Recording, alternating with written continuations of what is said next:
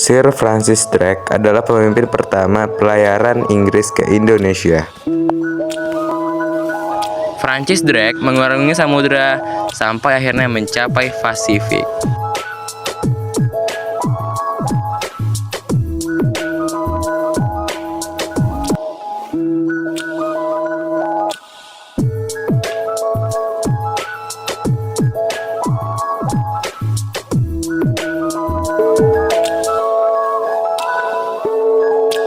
Filipina dan membeli rempah-rempah di Kepulauan Maluku sekitar pertengahan tahun 1579. Dari Indonesia, Francis Drake mengarahkan kapalnya menuju barat hingga mencapai Tanjung Harapan dan tiba kembali di Inggris pada pertengahan September 1585. Reaksi pribumi.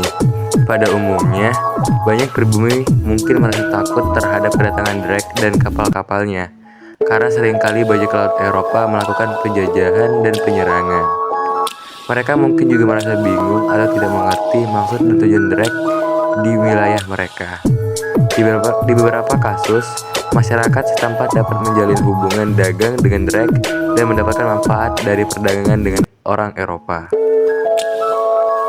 Thomas Cavendish adalah pemimpin kedua pelayaran Inggris ke Indonesia. Thomas Cavendish bersama armadanya tiba di Pulau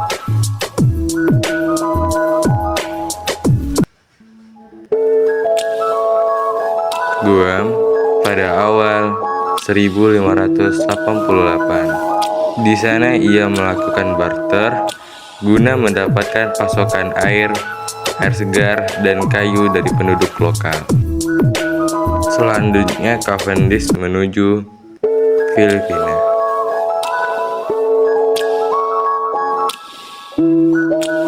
Dan pulau sekitarnya guna mengumpulkan beberapa informasi tentang pantai Cina dan Jepang. Ia berharap informasi yang didapatkan bisa menjadi bekal untuk pelayaran keduanya kelak. Setelah itu, Cavendish melanjutkan pelayarannya dan menyerang Arvelo yang merupakan pemukiman Spanyol di Iloilo, Filipina. Kemudian,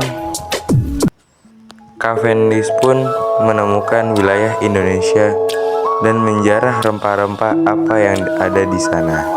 Pada September 1588, Cavendish dan armadanya berhasil sampai kembali di Inggris.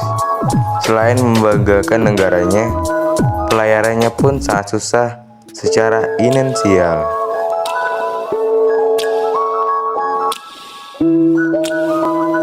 Reaksi pribumi terhadap kedatangan Thomas Cavendish ke Nusantara pada abad ke-16 dapat menimbulkan ketegangan atau konflik dengan suku-suku pribumi setempat. Ini bisa disebabkan oleh persaingan untuk sumber daya, upaya misi penjajahan, atau pertikaian budaya dan bahasa. Sir James Lancaster adalah pemimpin ketiga pelayaran Inggris ke Indonesia. Pada 1601, Lancaster bertolak menuju Hindia Timur.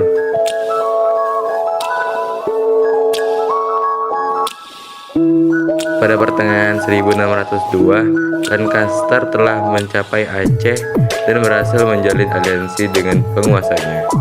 Setelah itu, ia melanjutkan perjalanan ke Pulau Jawa dan mendarat di Banten. Lancaster pun berhasil mendirikan pos perdagangan Inggris pertama di Banten dan mengirim utusan ke Maluku. Setelah sukses membawa misi Ratu Elizabeth di Kepulauan Indonesia, armada Lancaster kembali ke Inggris pada 20 Februari 1603. Reaksi pribumi saat Sir James Lancaster dan awaknya masuk ke Nusantara. Pada awal abad ke-17, beberapa pribumi mungkin merasa penasaran dengan kedatangan kapal-kapal Eropa tersebut dan mungkin melihatnya sebagai peluang untuk berdagang.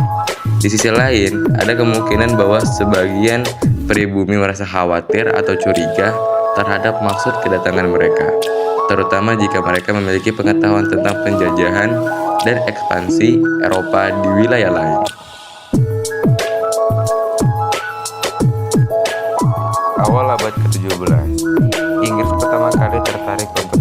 berdagang dengan Indonesia pada awal abad ke-17, terutama untuk rempah-rempah seperti cengkih dan lada.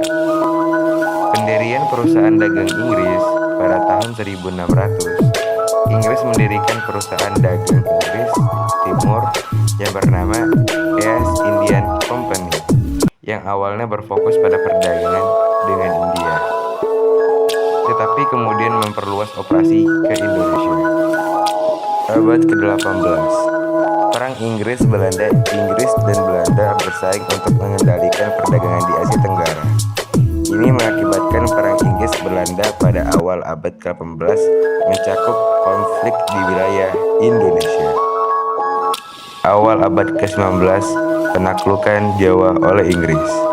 Pada awal abad ke-19, selama Perang Napoleon, Inggris berhasil menaklukkan Jawa dan menggantikan pemerintah Belanda selama beberapa tahun. Penaklukan ini berlangsung dari tahun 1811 hingga 1816 ketika Pulau Jawa menjadi bagian dari Inggris. Akhir abad ke-19, era kolonial Belanda. Setelah Perang Napoleon, Inggris mengembalikan Pulau Jawa kepada Belanda melalui perjanjian dan Belanda memulihkan kendali kolonialnya di seluruh wilayah Indonesia. Era kolonial Belanda berlanjut hingga Indonesia mencapai kemerdekaan pada tahun 1945. Periode modern, hubungan diplomatik. Setelah kemerdekaan Indonesia pada tahun 1945, Inggris menjalin hubungan diplomatik dengan Indonesia dan menjadi salah satu negara yang mengakui kemerdekaan Indonesia. Keduanya menjalin hubungan diplomatik yang terus berlanjut hingga hari ini.